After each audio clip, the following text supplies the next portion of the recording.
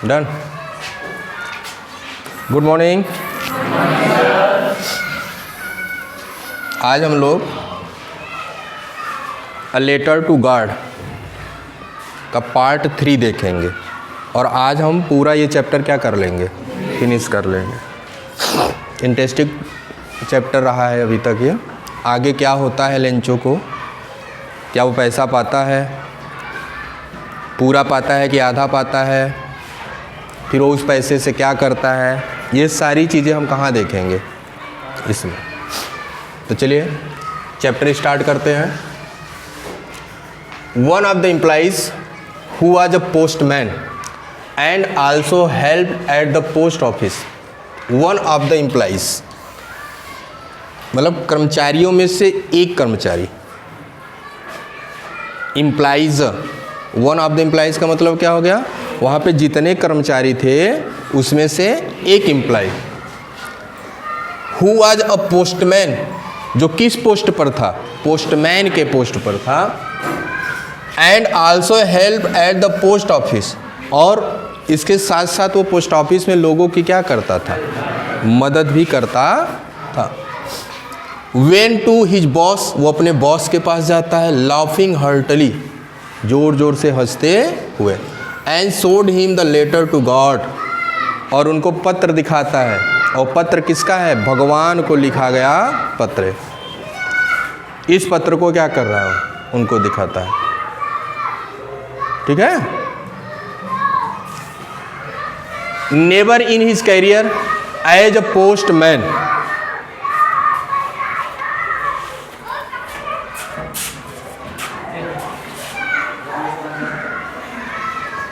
never in his career as a postman had he known that address. The postmaster, a fat, amiable fellow, also broke out laughing, but almost immediately he turned serious and tapping the letter on his desk commented, "What faith! Wish I had the faith of the man who wrote this letter."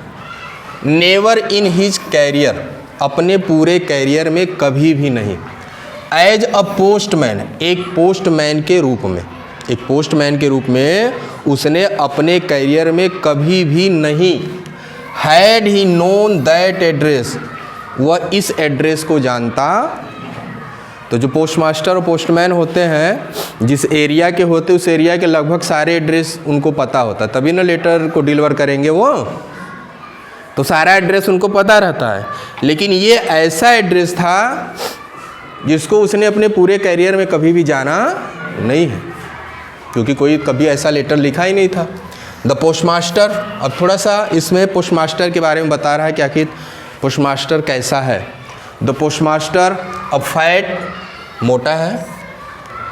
Amiable fellow, amiable fellow का मतलब हो गया कि सद्भावना रखने वाला, सबको प्रिय होने वाला, सबको प्रिय होने वाला, मतलब ऐसा व्यक्ति, उसका बिहेवियर ऐसा है कि सब उसको क्या करते हैं, पसंद करते हैं। तो यहाँ पे जो पोस्टमास्टर है वो थोड़ा मोटा है और हर व्यक्ति उसको क्या करता है, लाइक करता है।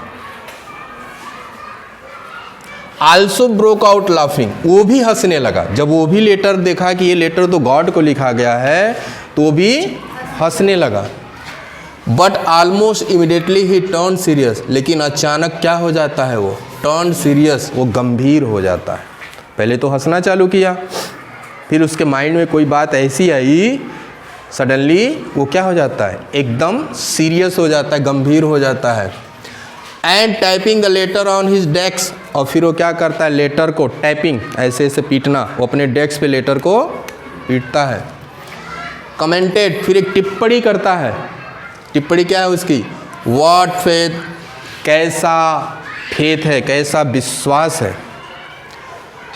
I wish I had the faith, मैं भी इच्छा करता हूं मेरे पास भी ऐसा ही विश्वास हो। ऑफ द मैन, उस व्यक्ति की तरह, हु रोट दिस लेटर, जिसने ये पत्र लिखा। इसी बात पे वो क्या हो जाता है, सीरियस हो जाता है। पहले तो हंसता है, पहले सोचता व्हाट अ नॉनसेंस थिंग्स, कोई भगवान को लेटर लिखेगा, इस बात पे वो हंसता है। लेकिन जैसे उसके माइंड में ये बात आ जाती है कि वाह, वो व्यक्ति कैसा होगा जिसका इतना मजबूत विश्वास भगवान में है कि उसने भगवान को लेटर लिख दिया, और इच्छा करता है कि वैसा ही विश्वास किसके पास हो, मेरे पास भी हो जाए, भगवान में। इसलिए वो सीरियस हो जाता है। आगे और क्या है, starting up a correspondence with God. कहता है कि व्यक्ति ने क्या किया है, स्टार्टिंग की है, प्रारंभ किया है, कॉरस्पॉन्डेंस, एक पत्राचार विथ गॉड, किसके साथ, भगवान के साथ। इतना अटूट उसका विश्वास है कि उस व्यक्ति ने भगवान के साथ पत्राचार प्रारंभ किया है। ठीक है। और हमारे अगर हिस्ट्री को देखो, हिंदू धर्म के हिस्ट्री को अगर हम देखें तो बहुत सारे ऐसे केस आए हैं कि लोग भगवान से बातें किया करते थे ना। आपने हिंदी में सूरदास जी को भी पढ़ा होगा, मीराबाई को भी पढ़ा होगा ना, पढ़ा है कि नहीं पढ़ा, या उनके बारे में जानते होंगे। उनका डायरेक्ट कन्वर्सेशन किससे हो जाता था, भगवान से होता था। यहाँ पर भी कुछ ऐसे ही देखने को मिल रहा है। वो मतलब पोस्टमास्टर ये सोच रहा है कि लेंचो ऐसा व्यक्ति है जिसने भगवान से पत्राचार प्रारंभ किया। सो इसलिए इन ऑर्डर, इस उद्देश्य से, not to shake the writer's faith, not to shake मतलब टूटने न पाए, the writer's faith in God, भगवान में लेखक का विश्वास करा है कि भगवान में लेंचो का विश्वास टूटने न पाए। इस उद्देश्य से the postmaster came up with an idea, postmaster के दिमाग में एक आइडिया आता है, क्या, आंसर द लेटर, किस लेटर का जवाब दिया जाए। Why did he want to give the answer of this letter? Why? क्योंकि पोस्टमास्टर चाहता था कि लेंचो का जो विश्वास है वो टूटने न पाए, और न टूटने पाए, एक तरफ से तो लेटर आ गया, अगर इसका जवाब चला जाएगा लेंचो के पास तो लेंचो को ये पूर्ण विश्वास हो जाएगा कि भगवान ने हमको रिप्लाई, तो उसका विश्वास और मजबूत हो जाएगा।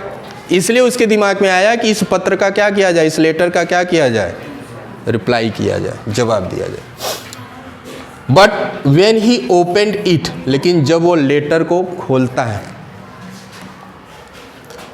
But when he opened it, जब वो लेटर को खोलता है, it was evident, evident means होता है क्लियर, स्पष्ट, एकदम स्पष्ट था। जैसे लेटर को खोलता है ना तो लेटर में एकदम स्पष्ट हो रहा था।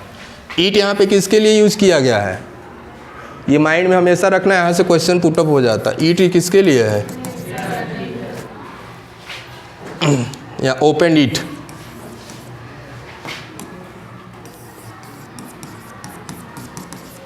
ठीक है।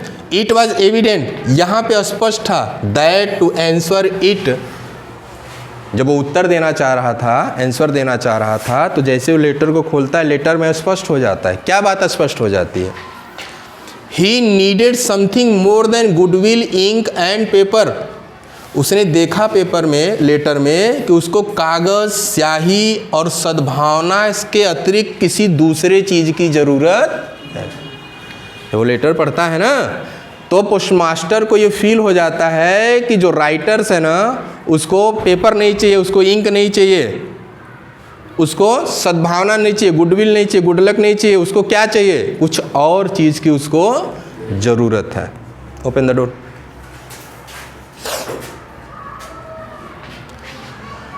But he stuck to his resolution, but he stuck, stuck means डटे रहना होता है, स्टक मीन्स डटे रहना। But he stuck, he means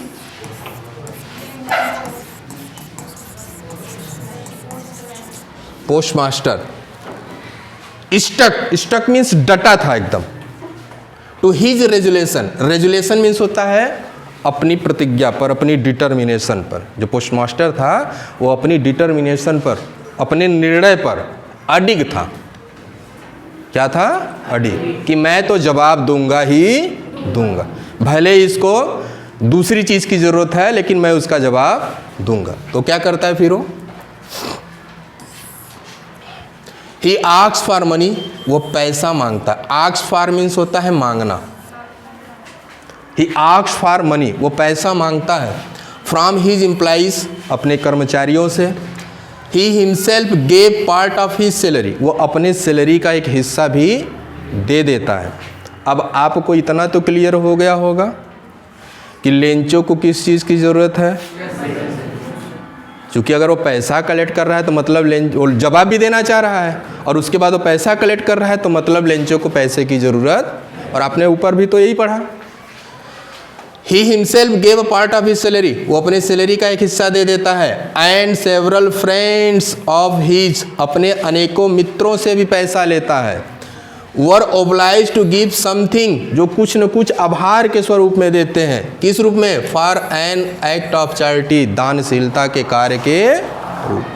अनेकों मित्रों से मिलता है और वो मित्र दानशीलता के रूप में कुछ न कुछ पैसा उसको देते हैं। तो एम्प्लॉइज से लेता है, अपना सैलरी देता है, और मित्रों से भी चैरिटी के रूप में पैसा लेता है। कौन ले रहा है? Good.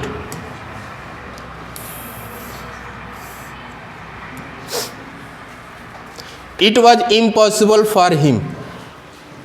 It was impossible for him to gather together the 100 pieces. Impossible for him, उसके लिए असंभव हो गया। To gather, इकट्ठा करना, together एक साथ, 100 pieces, 100 pieces इकट्ठा करना एक साथ, उसके लिए क्या था? Impossible था, पोस्ट मास्टर के लिए। Is it clear? Him means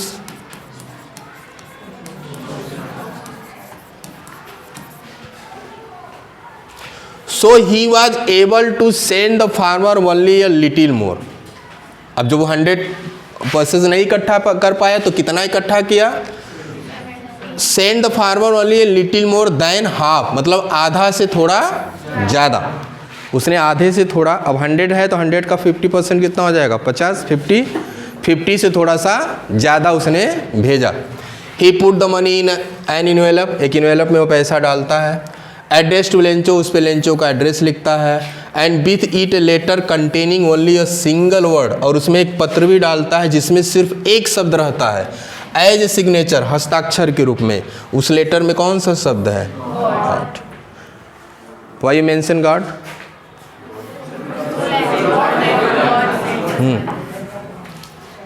so that writers का जो फेथ है वो ना टूटने पाए। राइटर्स को ये फील होना चाहिए कि ये लेटर कौन लिख रहा है? God.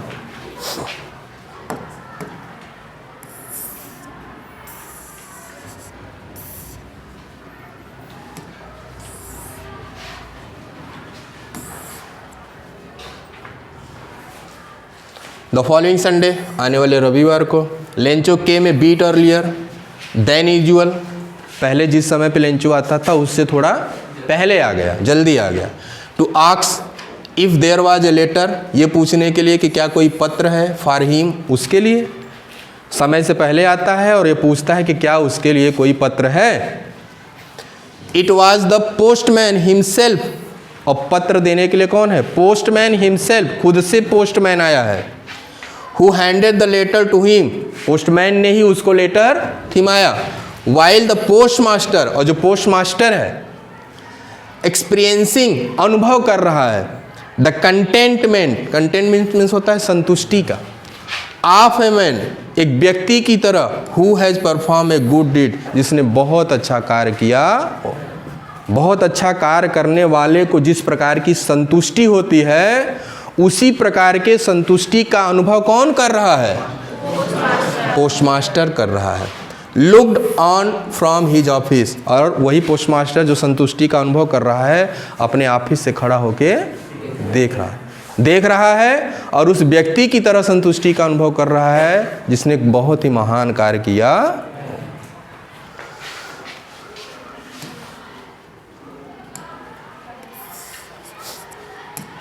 Lencho showed not the slightest surprise on seeing the money. Lencho showed not, Lencho ने नहीं दिखाया the slightest surprise, थोड़ा सा भी आश्चर्य on seeing the money, पैसे को देखकर लेंचो ने थोड़ा सा भी आश्चर्य प्रकट नहीं किया। क्यों? Because of firm faith, strong faith, मजबूत विश्वास। और जिस दिन मजबूत विश्वास आपके अंदर भी आ जाएगा ना, then God will help you. भगवान आपकी क्या करेगा? मदद करेगा।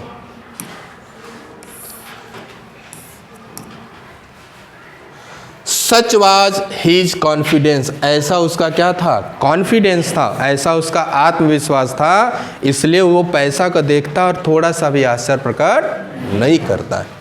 बट ही बिकेम एंग्री, लेकिन वह गुस्से में आ जाता है। When he counted the money, जब वो पैसा को गिना ना, गिनने के बाद वो क्या आ जाता है? गुस्से में आ जाता है। क्यों? God could not have made a mistake, भगवान तो गलती कर ही नहीं सकता, भगवान तो गलती कर ही नहीं सकता। नार could he have denied Lencho, और न ही भगवान लेंचो को मना कर सकता है। वाट ही हैड रिक्वेस्टेड, जो लेंचो ने प्रार्थना की है उस प्रार्थना को भी भगवान मना नहीं कर सकता है, और भगवान गलती भी नहीं कर सकता है। ये क्वेश्चन कहाँ से पुट अप हो गया? क्योंकि उसने लिखा था 100 and he got more than 50, a little more than 50, 50 से थोड़ा सा ज़्यादा मिला। तब वो गुस्से में कहता है, अरे भगवान तो गलती नहीं करेगा और न भगवान मुझे मना करेगा, तो बाकी पैसा कहाँ चला गया? इमीडिएटली, तुरंत ही, Lencho went up to the window, वो खिड़की पर जाता है। Asks for paper and ink, वहाँ पे स्याही और कागज़ मांगता है। On the public writing table, वो पब्लिक राइटिंग टेबल पर बैठ जाता है। स्टार्टेड टू राइट, और लिखना चालू कर देता है। और जब लिखना चालू कर देता है तब उसका फेस का कंडीशन कैसा बता रहा है? With much wrinkling his bro, उसके यहाँ पे ये माथा है ना, ब्रो, एब्रो जिसको बोलते हो, उसके ऊपर सिकुड़न है। रिंकलिंग मीन्स सिकुड़न। जब आप किसी गंभीर समस्या पे एकदम कंसंट्रेट होके सोचते हैं ना, तो यहाँ पे क्या हो जाता है? थोड़ा सा सिकुड़न सा। ऐसा सिकुड़न कहाँ देखने को मिला? लेंचो को मिला, उसके यहाँ पे। Cause by the effort to he had to make to express his idea, और ये सिकुड़न आया क्यों है? क्योंकि वो अपने आइडिया को एक्सप्रेस करना चाह रहा था, उसके लिए एक प्रयास कर रहा था। उस प्रयास के कारण उसके फोरहेड के ऊपर क्या आ गया है? रिंकलिंग आ गया, सिकुड़न आ गई है। Is it clear?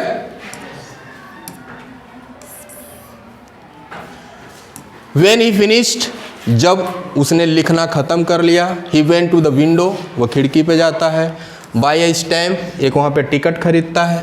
Which he licked, जिसको वो थूक लगाता है।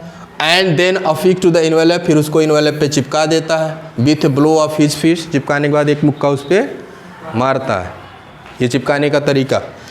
द मोमेंट, और उसी क्षण, the letter fell into the mailbox, वो मेल बॉक्स में लेटर डाल दिया जाता है। The postmaster went to open it, postmaster जाता है, उसको खोलता है। इट सेड, अब फिर से लेटर को पढ़ता और लेटर में क्या लिखा वो बताता है। गॉड, भगवान, of the money that I asked, जो पैसा मैंने मांगा था, ओनली 70 पीसेस रीच्ड मी, सिर्फ 70 पीसेस मेरे पास पहुँचे हैं।